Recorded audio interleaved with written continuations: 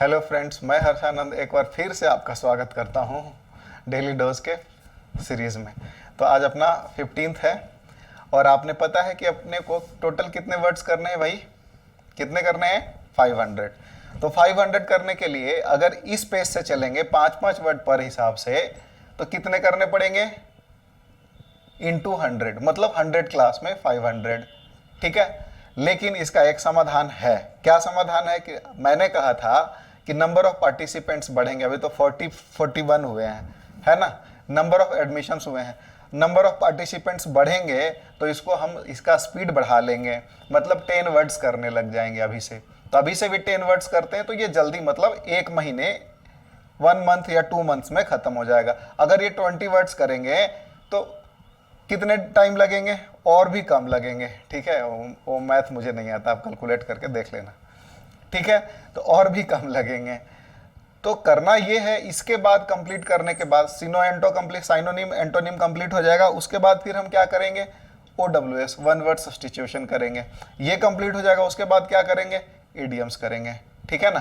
तो इस तरीके से आपका वोकैब का पूरा सॉल्यूशन, कंप्लीट सॉल्यूशन मिल रहा है। उसके बाद फिर सेकेंड सीरीज में क्या करेंगे? सिनोनिम एंटोनिम जो हम पढ़े उसका दूसरा पार्ट में अलग अलग वर्ड्स करेंगे। नहीं, ये जो है हॉट वर्ड्स है, जैसे होता है ना लेवल 1, लेवल 2, तो ये मोस्ट फ्रिक्वेंटली यूज। जैसे आप पढ़ेंगे अरुण शर्मा का कैट का जो बुक आता है, किसका? कैट का। तो उसमें 3 तरीके से कैटेगरी में वर्ड्स को बांटा है। पहला लेवल 1, दूसरा लेवल 2, तीसरा लेवल 3। तो लेवल 1, लेवल 2, 3 कहने का मतलब क्या? बहुत ज्यादा भारी भरकम वाले वर्ड्स की बात नहीं है। लेवल 11 कहने का मतलब है बहुत ज्यादा यूज होने, मतलब मोस्ट फ्रिक्वेंटली यूज्ड वर्ड्स। ठीक है। लेवल 2 कहने का मतलब मीडियम फ्रीक्वेंसी, थोड़ा कम यूज होता है। लेवल 3 मतलब रेयर, बहुत कम यूज होता है, रेयरली न्यूज़पेपर वगैरह में भी मिलेगा। तो अगर इस लेवल से लेवल 1, फिर लेवल 2, 3 तो करेंगे नहीं, फिर लेवल 1 का 2 सीरीज कर लीजिए, लेवल 2 का 1 सीरीज कर लीजिए। मतलब 1500 से 2000 वर्ड्स अगर सिनोनिम एंटोनिम आपके पास इकट्ठे हो गए तो सिर्फ ये इसको 1500 मत आकिए, पर वर्ड में 2 से 3 सिनोनिम एंटोनिम लिखता हूँ। ठीक है, मतलब 3 3 6। इसका मतलब क्या हुआ? 1500 इंटू 6000 वर्ड्स का स्टॉक जो आपके पास होगा। दुनिया में कोई ऐसा एग्जाम नहीं है इतना के बाद आपका सिनोनिम एंटोनिम छूटने वाला है, कोई भी ऐसा एग्जाम। अच्छा, इसी में आप 500 वर्ड्स जो कर रहे हैं, 500 इंटू क्या, अगर हम 6 से भी मल्टीप्लाई कर ले तो आपका 3000 वर्ड से अप्रोक्सीमेटली कंप्लीट हो रहा है। ऐसे ही होता है ना, 6 25 30, 3000 वर्ड्स आपका कंप्लीट हो रहा है। 15 6 9000 यहां हो जाएगा जी, सॉरी, 9000 वर्ड्स का स्टॉक आपके पास है, समझ रहे हैं। इसके अलावा वन वर्ड सब्स्टिट्यूशन हो गया, इडियम्स हो गया। तो खतरनाक आपके पास एक स्टोरेज बिल्डअप हो रहा है धीरे धीरे, जिससे आपको कोई चैलेंज नहीं कर सकता, आपके माइट को, वोकैबुलरी माइट। हाँ कि ना। चलिए, वन वर्ड सब्स्टिट्यूशन का जब हम बात करने लगते हैं ना, तब उसमें जो वर्ड पावर मेड इजी है, क्या है? वर्ड पावर मेड इजी वाला जो बुक है वो पूरा हम कर लेंगे। पूरा तो नहीं, मतलब देखेंगे कि कितना वर्ड का हम कोटा लेके चले, 500 का लेके चले या क्या लेके चले। क्योंकि आप सबको पता है कि वन वर्ड सब्स्टिट्यूशन मैं उसी बुक से पढ़ाता हूँ, बेस्ट बुक है वो, वर्ड पावर मेड इजी। हाँ कि ना। चलिए, एकदम ट्रिकी होता है, बड़ा मजेदार होता है। ठीक है, तो ये चीजें भाई जरूरी है। बात समझ पा रहे हैं मेरी? तो आपका पार्टिसिपेशन जैसे जैसे बढ़ेगा मेरा भी एफर्ट बढ़ता चला जाएगा। ठीक है। और ये अभी तो मैंने वोकैबुलरी का फ्री सीरीज रख रखा है, समझ लीजिए। 21 रुपीज़ इसलिए है कि भाई जो इंटरेस्ट वाले हैं वही परचेज करें, वही देखें, नहीं तो फिर कोई मतलब थोड़ी है। हाँ कि ना। चलिए स्टार्ट करते हैं। ठीक है, लेट्स सी।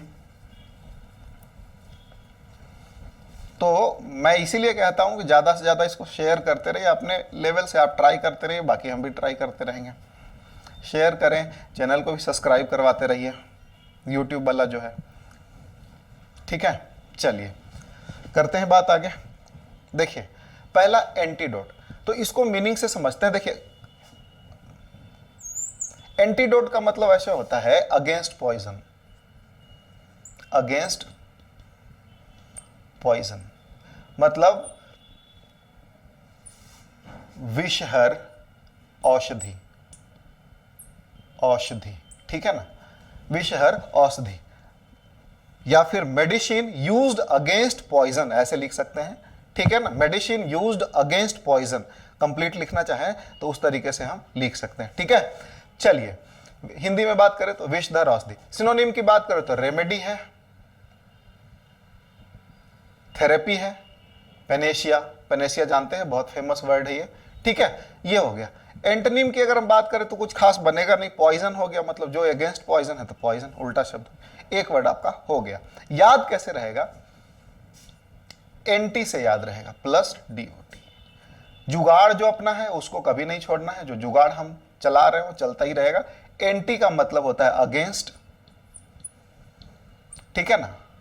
और डोट को या तो पॉइजन समझिए, या डोट जो दांत काटता है ना, सांप डंक मारता है तो एक डॉट पड़ जाता है, तो उससे याद रखिएगा, ठीक है, विष के अगेंस्ट में याद रहेगा। एंटी से ही याद रहेगा, बहुत ज्यादा तामझाम करने का जरूरत नहीं, जितना सिंपल सुलझे हुए का बात करें वही फायदा करेगा, ठीक है। चलिए अगले वर्ड की तरफ बढ़ते हैं। नेक्स्ट वर्ड है अपीज।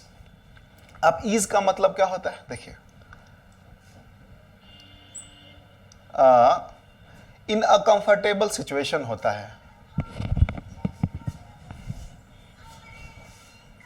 पीस का मतलब शांत करना होता है, शांत करना होता है, टू पैसिफाई होता है, टू शूथ होता है, टू कंफर्ट होता है, किसी को शांत करना, ठीक है, ठीक है। चलिए सिनोनिम की बात करें तो पैसिफाई मतलब वही शांत करना, कंसिलिएट का मतलब शांत करना, जेंटल मतलब शांत करना। एंटोनिम की बात करें तो शांत नहीं करो, गुस्सा दिलाओ किसी को, प्रोवोक करो, इनरेज, आउटरेज, चाहे प्रोवोक भी कह सकते हैं, ठीक है, क्लियर है। चलिए अब इसको याद करने का भाई जुगाड़, जुगाड़ क्या रहेगा इसका याद करने का, ये देखते हैं, देखिए, ए आप प्लस ईज, इस वर्ड को आप तोड़ दिए, क्या आप माने हिंदी में आप, आराम करो, ईज माने आराम होता है, आराम करो, तो आराम करेंगे तो क्या होंगे, शांति मिलेगा, तो आप आराम करो मतलब आप शांत रहो, ठीक है ना। तो जिस वर्ड में ईज लगा, जैसे एक वर्ड है, देखिए क्या है, डिसीज। डिसीज का मतलब क्या होता है, देखिए डिस का मतलब मैंने बताया हुआ है पहले कि नहीं होता है, क्या होता है, नहीं, नॉट। ईज माने होता है आराम, ठीक है, ईज माने क्या होता है, आराम। तो जो आदमी आराम से नहीं है वही डिसीज्ड है, बीमार है।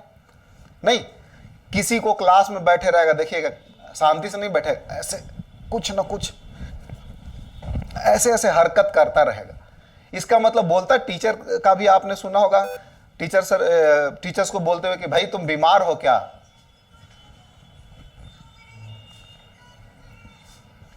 क्लास में हो भाई, अरे क्लास में हो, बोलो।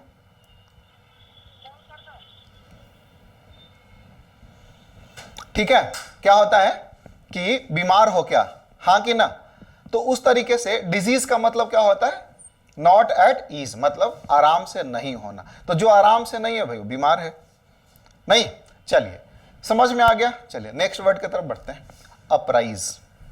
अपराइज का मतलब क्या होता है, इसका मतलब होता है टू इन्फॉर्म, मतलब सूचना देना, सूचना देना। क्या करना भाई, बोल के सुनाओ, सूचना देना, बहुत बढ़िया। क्या करना, सूचना देना। सिनोनिम की बात करें तो एडवाइस मतलब सलाह देना, इंस्ट्रक्ट मतलब इन्फॉर्म, सूचना देना। एंटोनिम की बात करते हैं मिसलीड, मिस इन्फॉर्म, ठीक है। अब इसमें जुगाड़ की बात कर लेते हैं। जुगाड़ क्या है इसका, कैसे याद रहेगा, इसको ऐसे तोड़ के लिखिए, आप प्लस राइज। आप इतना तो जानते हैं, आप, राइज माने खड़े हो जाओ, खड़े हो जाओ। अब टीचर किसी को खड़ा करे, आप खड़े हो जाओ, मतलब क्या बोले, कुछ बोलो, हमको समझाओ, आप खड़े हो जाओ और लोगों को बताओ, लोगों को कुछ बताओ। मतलब क्या, मतलब सूचना दो, है कि नहीं। तो इसे मीनिंग निकल के आ गया क्या, अपराइज का मतलब क्या होता है, सूचना देना। क्लियर है, इसी में से निकल के आ रहा है, एक्स्ट्रा कुछ नहीं है। एक और वर्ड होता है, इसको मैं इस ब्रैकेट में APPRAISE, देखिए दोनों अलग है, एक है अपराइज और इसको पढ़ते हैं अप्रेज। इसका मतलब होता है अप्रेज का मतलब होता है टू इवैल्यूएट। क्या होता है? टू इवैल्यूएट, मूल्यांकन करना। क्या होता है? किसी चीज का जैसे मूल्यांकन करते हैं, 1 साल का प्रोग्राम, जैसे मोदी जी मान लीजिए जनधन योजना लॉन्च किए, ठीक है, नीतीश कुमार जी मतलब अपने बिहार में कई एक सारी योजना लॉन्च किए ना, हरियाणा में लॉन्च हुआ है, केजरीवाल जी पंजाब में भी लॉन्च करने लग रहे हैं, दिल्ली में किए हैं, है ना। तो 1 साल बीत गया उस योजना का, तो उस योजना का जो मूल्यांकन होता है, इवैल्यूएशन होता है, उसको अप्रेजल। जैसे आप किसी कंपनी में, प्राइवेट वाले ऐसे समझिए, कंपनी में काम करते हैं, तो साल भर के बाद क्या होता है? अप्रेजल फॉर्म भरा जाता है। मतलब क्या होता है? आपका मूल्यांकन फॉर्म है, आप क्या क्या किए हैं, सही किए हैं, गलत किए हैं, कितना कमी रह गया, कितना अचीव करना, we call it appraisal form. इसी से अप्रेज से बना है, ठीक है। तो there is a difference between what? Apprise and appraise. समझ में आया? ध्यान रहेगा। चलिए, मुझे उम्मीद है कि ये वर्ड्स कभी भूलेंगे नहीं। अगला वर्ड है एरिड। एरिड का मतलब होता है भाई सूखा। क्या होता है? क्या होता है? बोल के सुनाइए। सूखा, सूखा, ठीक है। ड्राई, क्या होता है? ड्राई। सिनोनिम की बात करें तो देखिए, ड्राई है, डल है, वियरी है, मतलब सूखा होता है। एंटोनिम की बात करें तो क्या है? एब्जॉर्बिंग, मतलब जो पानी एब्जॉर्ब करता है ना, सूखा है, नहीं खींच रहा है पानी को। इंगेजिंग है ना, मतलब खींच रहा है पानी को, ठीक है। तो ये हो गया। अब जुगाड़ की बात कर लेते हैं। जुगाड़, इसको ARI प्लस D लिख दीजिए। एरी से आपको लग रहा ना एयर, हवा की बात हो रहा है, हवा। एरी माने हवा, और डी से ड्राई। हवा सूखा है, मतलब क्या है? सेम मीनिंग निकल गया। एरिड है, सूखा है, ठीक है, बंजर है, ड्राई है। क्लियर हो गया? ये सिंपल है, इसमें कुछ ज्यादा जुगाड़ का जरूरत भी नहीं है, दिमाग लगाने की जरूरत नहीं, सिंपल है। एरिड, ऐसे याद ना रहे तो एरी ड्री, एरी डी माने ड्राई, एयर ड्राई है, ठीक है। एयर ड्राई है, होता ही एयर ड्राई नॉर्मली, ठीक है, भीगा भी होता है, ठीक है।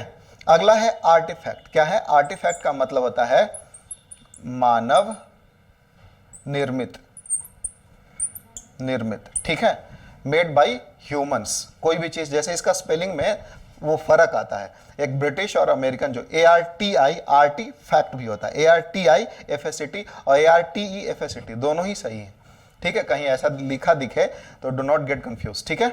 चलिए, तो इसका सिनोनिम की बात करें तो क्या होगा? फॉसिल, रेमनेंट, ठीक है। एंटोनिम की अगर बात करें तो नेचुरल लिख सकते हैं। नेचुरल जो प्राकृतिक है, मैनमेड नहीं है, ठीक है। आर्टिफैक्ट, तो इसका मतलब क्या होता है? समझ में आ गया? मेड बाय ह्यूमंस कह सकते हैं, जो ह्यूमन का इन्वॉल्वमेंट से जो बने। अच्छा, ARTEF